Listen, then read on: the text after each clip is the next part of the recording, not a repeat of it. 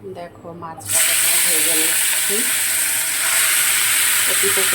করে ভালো করে ভেজে নেবো। মাছটা ভালো করে ভাজা হয়ে গিয়েছে। আর এদিকে বাকি তেল যেটা রয়েছে তার মধ্যে পেঁয়াজ আর টমেটো কুচিয়ে দিয়ে দিলাম।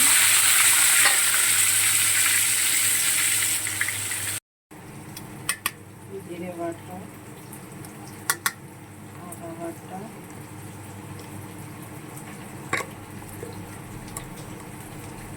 লঙ্কার গুঁড়ো,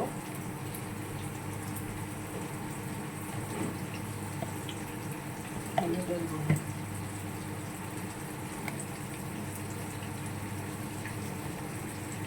স্বাদ মতন লবণ। এবার এটাকে জল দিয়ে কিছু সময় গুলে রাখবো।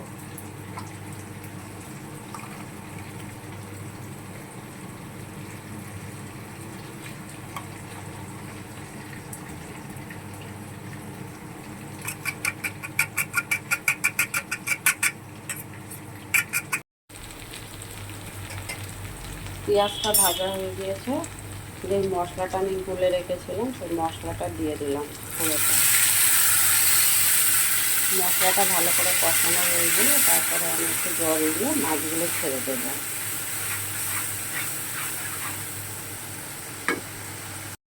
মশলাটা কষানো হয়ে গিয়েছে, এবারে আমি এতে 1.5 চামচের মতন, 4 চামচ 1.5 চামচের মতন টক দই ভালো করে ফাটিয়ে দিয়ে দিলাম।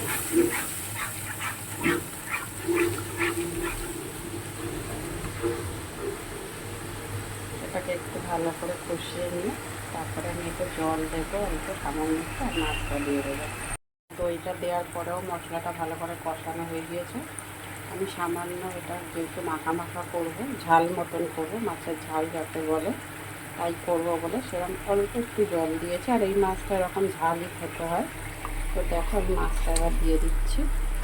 আর মাছটা কিন্তু আমি একটু বেশি কড়া করেই ভেজেছি, নরম করে ভাজিনি। অল্প ভাজলে কিন্তু মাছটা টেস্ট লাগবে না, ওই জন্য আমি একটু কড়া করেই ভেজেছি। তো বন্ধুরা, তোমরা যারা যারা দেখছো তারা কমেন্ট বক্সে কমেন্ট করো। আর এই রান্নাটা রেসিপিটা বানিয়ে তোমরা বাড়িতে খেয়ে দেখতে পারো, খুব ভালো লাগে।